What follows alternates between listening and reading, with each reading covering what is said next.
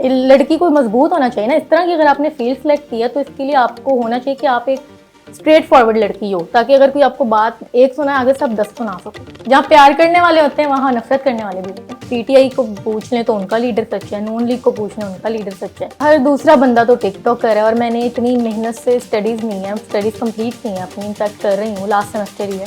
तो ये किस लिए किया है कि टिकटॉक पे जाके मैं लिपसिंग करूँ गानों पे, नाचूं जाकर, नहीं, इसलिए नहीं। प्राउड मोमेंट फील होता है उस वक्त कि अच्छा मुझे लोग जानने लगे आहिस्ता आहिस्ता कि जिस चीज़ के लिए मैं स्ट्रगल कर रही हूँ वो मुझे पूरी होती ही नज़र आ रही होती है। जब तक आप कोई चीज़ खो नहीं सकते ना, मतलब जब तक कुछ खोएंगे नहीं तो आप किसी मंजिल पे नहीं पहुँच सकते, कुछ हासिल नहीं कर सकते। कुछ पाने के लिए कुछ खोना तो पड़ता ही है। पाकिस्तान से लेके मलेशिया, एशिया, अमेरिका, अफ्रीका, म्यूजिफाई अब चले दुनिया के साथ। अस्सलाम वालेकुम नाज़रीन, मैं हूं आपका मेज़बान अफजल इफ्तिखार और आप देख रहे हैं कैचअप विद अपटाउन एली। आज की जो हमारी मेहमान है स्टूडेंट हैं और एंकर बनना चाहती हैं, मानूर इनका नाम है। मानूर, क्या हाल चाल है? अल्हम्दुलिल्लाह सर, आप कैसे हैं? मैं भी ठीक ठाक। मानूर, आजकल क्या हो रहा है? आजकल तो मैं, जिस तरह आपने बताया, मैं एंकर बनना चाह रही हूँ, तो उसी की स्ट्रगल में लगी हुई हूँ। एंकर बनने का ख्याल आपको किस तरह आ गया? सर, एंकर बनने का ख्याल सबसे पहले तो मुझे शौक था एंकरिंग का, और हमारी फैमिली में अभी तक कोई भी एंकर है नहीं, तो मेरा था कि मैं एंकरिंग में जाऊँ। और जिस तरह मुजीबुर रहमान शामी साहब है, मैं उनकी बहुत बड़ी फ़ैन हूँ, हामिद मीर की बहुत बड़ी फ़ैन हूँ, और सर आपकी भी मैं बहुत बड़ी फ़ैन हूँ, इसलिए मैं आपके शो में आई हूँ। बहुत बहुत शुक्रिया कि आपने हमारे शो में शिरकत की। जी। अगर आप एंकर ना होती तो क्या होती? एंकर ना होती तो फिर शायद मैं कोई सिंपल सी डिग्री करके, वैसी कैजुअल जिस तरह लड़कियाँ दूसरी होती हैं, घर में बैठी होती, या घर वाले कह रहे होते कि बस अब शादी की तैयारी करो, लेकिन नहीं, मुझे अपना एक गोल सेट किया हुआ मैंने, और मैंने उसी तरफ जाना है। शादी की कोई जल्दी नहीं है। मनूर, आजकल इलेक्शन गुजरे हैं, हजारीबाग जलसे भी कवर किए, क्राउड में भी आप गई हैं, कैसा लग रहा था वहाँ पे जाके एंकरिंग करना आपको? मुझे तो अल्हम्दुलिल्लाह अभी तक जितने भी मैंने जलसे वगैरह अटेंड किए हैं, मैंने से भी फील किया, और कि एज अ फीमेल मैं आपको ये बता रही हूँ, वरना फीमेल्स के लिए होता है कि मुश्किल हो जलसों में जाके कवरेज करना, लेकिन मैंने बेहतरीन तरीके से की है और मुझे अपना एक ख्वाब पूरा होता नज़र आ रहा था। हर जलसे में जाके मुझे तो बिल्कुल ठीक लगा, कोई इसमें वो इशू नहीं आया। लोग तो तंग करते होंगे जलसों में, या नहीं किया था? नहीं, मुझे तो अल्हम्दुलिल्लाह अभी तक किसी ने नहीं किया। अगर कोई करेगा भी तो वो आगे से 100 बातें भी सुनेगा। मैं स्ट्रेट फॉरवर्ड मैं सुना देती हूँ। लड़की को मजबूत होना चाहिए ना इस तरह की। अगर आपने फील्ड सेलेक्ट किया तो इसके लिए आपको होना चाहिए कि आप एक स्ट्रेट फॉरवर्ड लड़की हो, ताकि अगर कोई आपको बात एक सुना आगे से आप 10 सुना सको। एंकर बनने के लिए सबसे ज्यादा आपको कौन सपोर्ट करता है? वैसे तो मेरी पूरी फैमिली मुझे अल्हम्दुलिल्लाह सपोर्ट करती है। हमारी फैमिली ऐसे तंग जहन की मालिक नहीं है, लेकिन मेरी वालदा बहुत ज़्यादा मुझे करती हैं, हर चीज़ में मुझे सपोर्ट करती हैं।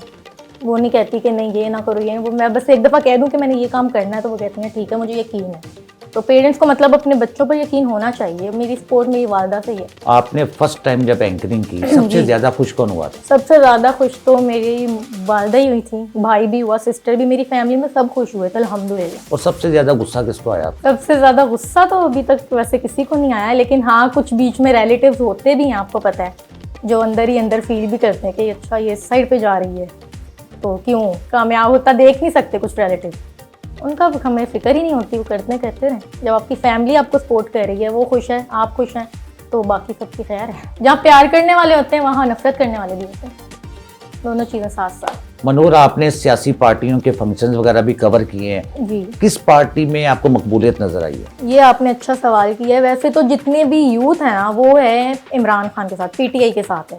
और जो कारोबारी लोग हैं, क्योंकि उनको अपने कारोबार के हवाले से देखना है कि इसमें बेहतरी आ सके, तो वो मुस्लिम नून लीग को सपोर्ट कर रहे हैं। आपके ख्याल से मरियम नवाज ने मकबूलियत हासिल की या नहीं की? अच्छा, अगर मैं जलसों के हवाले से देखूं, जितने लोग उसको सपोर्ट करते हैं, कुछ पॉइंट्स ऐसे बताते हैं, तो अब ये बात तो आप छोड़ दें, क्योंकि अगर मैं उनकी तारीफ़ कर दूंगी तो लोग समझेंगे उनके साथ हैं। इमरान खान की कोई बात कर दूंगी तो समझेंगे इनके साथ है।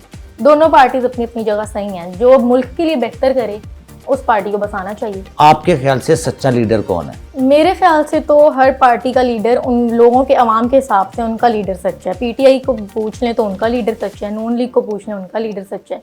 वो अपने पॉइंट्स बताते हैं जिससे लगता है कि हाँ ये वाला लीडर सच्चा हो सकता है। दूसरी पार्टी अपने ऐसे पॉइंट्स रखती है कि हम कह सकते हैं हाँ ये भी सच्चा हो सकता है। अभी तो अल्लाह को बेहतर पता है कि मुल्क के लिए कौन बेहतरी चाहता है। मानूर, कभी टिकटॉकर बनने का ख्याल आया आपको? नहीं। अच्छा, हर दूसरा बंदा तो टिकटॉक कर रहा है और मैंने इतनी मेहनत से स्टडीज़ नहीं है, स्टडीज़ कंप्लीट की हैं अपनी, इनफैक्ट कर रही हूँ, लास्ट सेमेस्टर ही है। तो ये किस लिए किया है कि टिकटॉक पे जाके मैं लिपसिंग करूँ गानों पे, नाचूं जाकर, नहीं, इसलिए नहीं। मैंने एक अपना जो सेट किया हुआ था गोल, ताकि मैं लोगों तक एक मैसेज कन्वे कर सकूँ सहाफ़ी बनकर, तो उसी को मैं तो फॉलो करूँगी ना, टिकटॉकर बन के क्या करना है। अब आप टिकटॉक खोलेंगे तो आपको पता नहीं कितने मिलियन में लोग मिलेंगे, टिकटॉक पे ही है सब। आपकी स्मार्टनेस का राज क्या है? तो स्मार्टनेस का नाराज यही है कि टेंशन फ्री रहें, किसी भी बात की टेंशन ना लें। नींद आपकी पूरी होनी बहुत ज़रूरी है, ये आपकी खूबसूरती के लिए भी है और आपकी स्मार्टनेस के लिए भी है। टेंशन फ्री रहें। और वैसे मैं खाती बहुत हूँ लेकिन लगता नहीं, वो भी एक अलग बात है। मैं शुरू से ही स्मार्ट हूँ।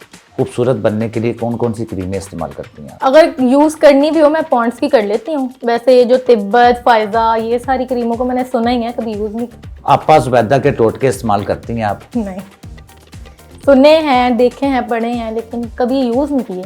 जब आप फील्ड में होती हैं, आपके साथ लोग जब तस्वीर बनाते हैं तो कैसा लगता है आपको? मुझे अच्छा लगता है, मुझे एक मतलब प्राउड मोमेंट फील होता है उस वक्त कि अच्छा मुझे लोग जानने लगे आहिस्ता आहिस्ता कि जिस चीज़ के लिए मैं स्ट्रगल कर रही हूँ वो मुझे पूरी होती ही नज़र आ रही होती है।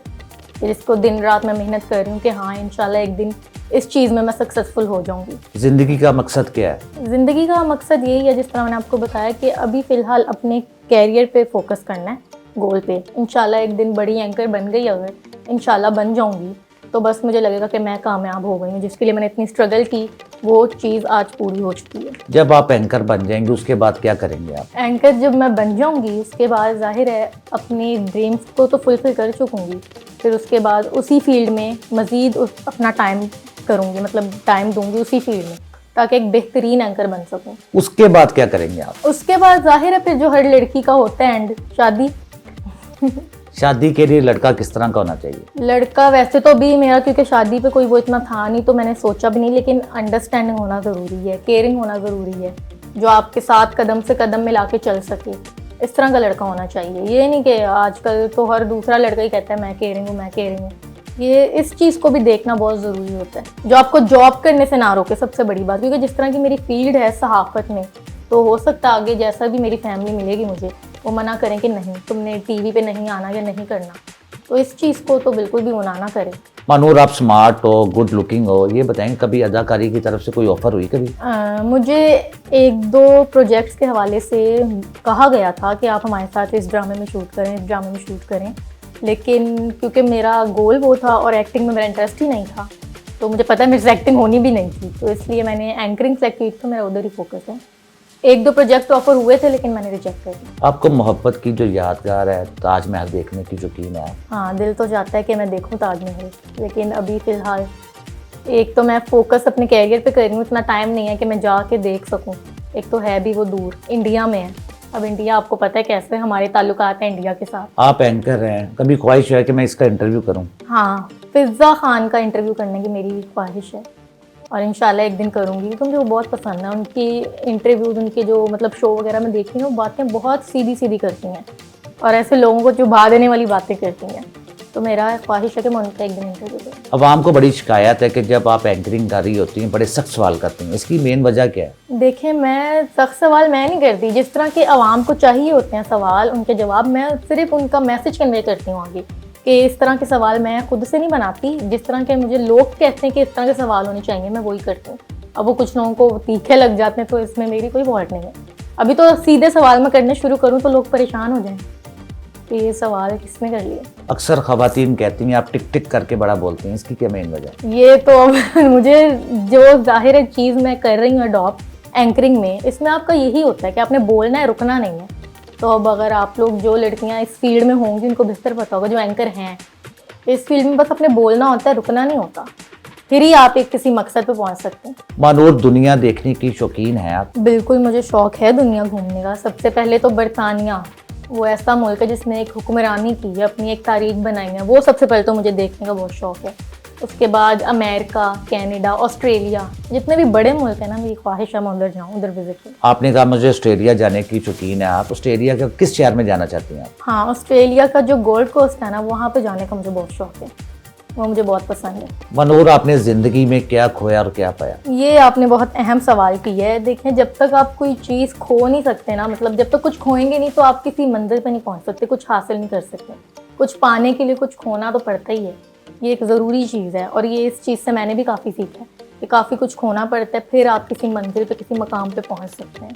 तो ये तो एक नॉर्मल सा सवाल है कि खोना भी ज़रूरी है और पाना भी ज़रूरी है। जो लड़कियां एंकर बनना चाहती हैं, क्या जी। पैगाम देना चाहेंगे उनको आप? बिल्कुल, मैं उनके पेरेंट्स को सबसे पहले तो स्पेशली जो लड़कियां हैं कि अपने माइंड्स को थोड़ा ब्रॉड करें, क्योंकि अगर आपको अपनी बेटियों पे ट्रस्ट नहीं जब तक आप करेंगी तो वो आगे निकल के दुनिया नहीं देख सकेंगी, किसी फील्ड में जा नहीं सकेंगी। स्पेशली जिस तरह अब ये सहाफ़त की फील्ड में काफ़ी लड़कियां, मेरी अपनी काफ़ी दोस्त हैं, कर रही हैं ये डिग्री, लेकिन वो कह रही हैं कि हम ये करने के बाद घर में बैठ जाएंगे, हमें पता है हम सिर्फ एक डिग्री कर रहे हैं, इस डिग्री के नाम पे आगे हम चैनल्स वगैरह में जाएंगे तो हमारे घर वाले अलाउ नहीं करेंगे। तो इस डिग्री का फिर फ़ायदा क्या है? इतने लाखों रुपए लगाकर भी आपने बच्चियों को घर में बिठाना है, उनको दुनिया देखने दें, और सहाफ़त में अगर वो जाना चाहती हैं तो बिल्कुल जाने दें। लेकिन हाँ, ये लड़कियों के लिए अब मेरा पैगाम है कि अगर आपने सहाफ़त में जाना है तो स्ट्रेट फॉरवर्ड होके जाना है, ताकि अगला बंदा आपको कोई बात ना कर सके।